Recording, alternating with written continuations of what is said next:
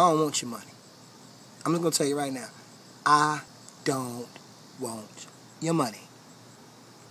You know why? Because if I take your money, then you got a reason to say that God owes you something.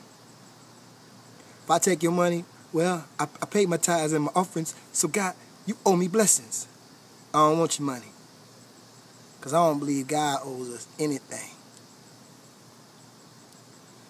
Now, the money that I got goes to the IRS. Don't go to God. Goes to the United States. Those two places are not God. God don't need my money. He ain't got no late light bill. He ain't got no water bill. He ain't got no gas bill. He don't need no money. So what you gonna give me your money for and then say you giving it to God? I ain't giving it to God. I'm giving it to the gas man, light man, car man, house man, radio man, woman, kids, children, bank accounts, whatever I'm doing, it's all getting taxed. It's all going to the IRS, going to the government. I ain't seen not one red cent actually go to God. Well, you still want to give me your money? You want to give me your money just because, should a man rob God? How do I rob God? Through your tithes and offerings? Well, there was money during that time because the Romans that took over, and wherever the Romans go, they bring coin as for barter and for trade. And coin turned into coins, it was turned into dollars, which turned into debit cards, and now it's digital. But when I don't believe by the text that they were even speaking about that at that time or even before that. I mean, if you go back to Cain and Abel, they wasn't sacrificing, they wasn't giving up their money, they was giving up the work of their hands. They were giving up what they was taking care of. So, and I understand that. So now I'm working a job and I'm getting money. Well, to me, if you want to give up something really important, money is kind of easy. It gets you out of it real easy. Give up some of your time. I ain't got much time. I ain't got this, I got to do that, I got to do that. That's why it's more important than money. You can give up some money. Even though times are hard, you can't pay this, rob Peter to pay Paul, this and that. You can give up some money, then God owe you something. God don't owe you nothing. But I'm going to praise him if he do. What if you don't praise him? Then what? What are you going to do? Cease to exist? Get weaker? Well, he got to be important. I got to be important to him. You are. He loves you. And that's important enough. Your soul, your spirit, that's important to him. How you conduct yourself as a child and representative of God, that's important to him. Why don't you sacrifice something worthwhile? That's something that's important to you. Like your time. I don't know. Maybe have a Ramadan.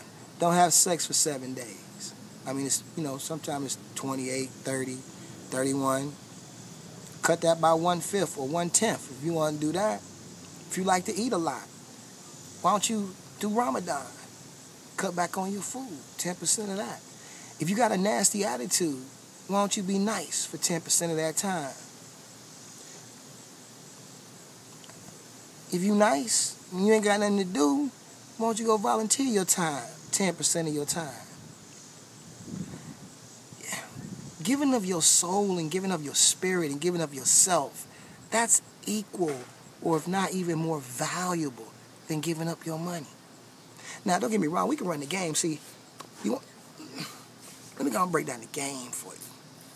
See, the game is, how can I get you to work 5 days a week? Get up, celebrate after Friday, probably go out or something, or maybe not.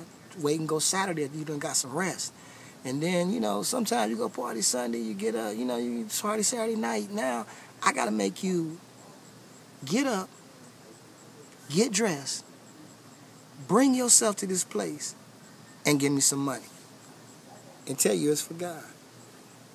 Now, I guess we can start at, well, what do you mean it's for God? Well, okay, let me put it to you a whole bunch of ways. Okay, money is important to you. That's the most important thing on the earth. So what you do is, if you give it up to him, give up your blessings, then he will pour out a blessings that you can't stand. Your cup will overflow. The gates of heaven will open up. Man, that sounds like a slot machine, not your relationship with a spiritual higher being. Yeah. Now, the reality of it is if you don't really want a real relationship with God, then you are not feeling nothing I'm saying. And I feel you, because I'm not talking to you. But if you really want a connection with your Father, then let's take a look at what we've been told. This is not against the church. This is not against a preacher. This is against an ideology that's being passed on about your relationship with your Father. And see, I'm here, Pastor Dum Dum, to tell you that let's look at it. I'm not going to tell you. Let's look at it. And this is some of the things that I want to know. Like, why does he need my money? What for? What are he going to do with it? So he wants what's important to me. Well, my money's not the most important thing to me. My money helps move the things that are important to me for the people who are important to me. But how many of you would have $10 million and give your child terminal cancer? Would you trade it? How many of you would take $10 million and shorten your life by 10 years for $10 million? Now, it all depends on how much you love yourself and how much you love God, which means how much you love yourself when you take the deal or not. But how much money would you give up for your life? So I do believe that your life may be actually more important than money. Now, your relationship with the Creator, he also said, study to show thyself approved. Wisdom is a great blessing. Charity is the most greatest blessing of them all, which is love. Wisdom, love, knowledge. Knowledge. How you get knowledge? You study. You study, that turns into knowledge. Knowledge and experience turns into wisdom. Wisdom turns into a fruitful heart. These are your paths to your Creator.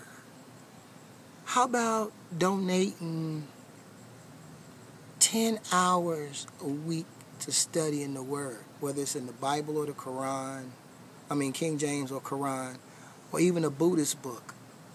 Why not learn these different elements of how your Father, who is in spirit, has inspired these people to write these books? I'm not telling you what to base your salvation on. I'm telling you, look at the relationship of your Father and his children in these books. Give them that amount of your time. Let that be your weekly sacrifice. Keep your money in your pocket.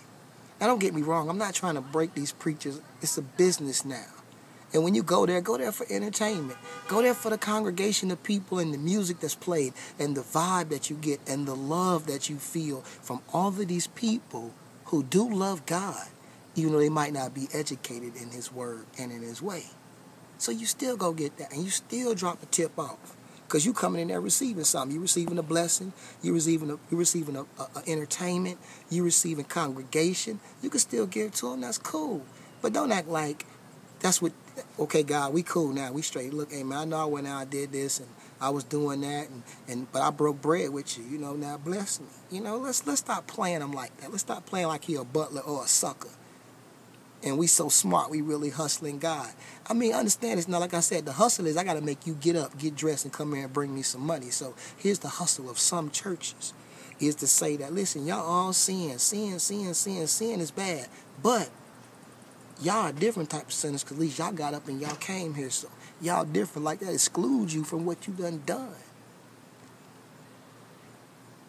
No, don't make you no better. You just got up out of guilt. And you brought some paper. You don't pay for your salvation. And understand, you ain't even working for your salvation. You only working out of gratitude for already being saved. Now, if you're another denomination, let's call it a spiritual link. And impurities may incapacitate or block your spiritual link when you do something bad or negative. So we're going to call that sin. Well, to get your link back, you need to go and get your understanding back. Get your guilt out your body so you can have that pure link again. You can't buy that. You can't trick it. You can't fool it. You gotta man up and say, look, God, I know this stuff is in my heart. Look, I know you know it. You feel me? Okay, it's a balance of good and evil inside of there. Yeah, I'm losing and I like it sometimes. You feel me? But my heart is for you.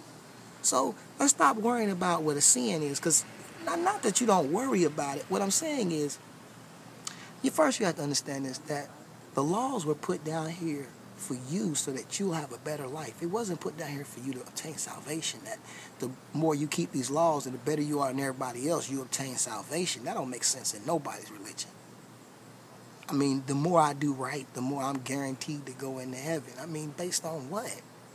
And the more I do wrong, well, how many answers I gotta get wrong? What if I do wrong 135,000 times and I do right 3 million times? Does that balance kick me out of going to the afterlife? God, I thought you was fair, man. I mean, come on, I didn't put this evil in my heart. So that don't even make sense. That don't even make sense. He's not a dumb God. All you have to do is look at the universe. The universe is on precise everything, even the planet revolves around in circles. But we'll get into that later. But everything is unified. Everything works together. He's a very, very intelligent God. So stop giving my father dumb philosophies. That's what they feeding us, to keep us dumb, blind, deaf, and dumb. I'm here to tell you, I'm past the dumb. And if I can understand this, then everybody else already must know.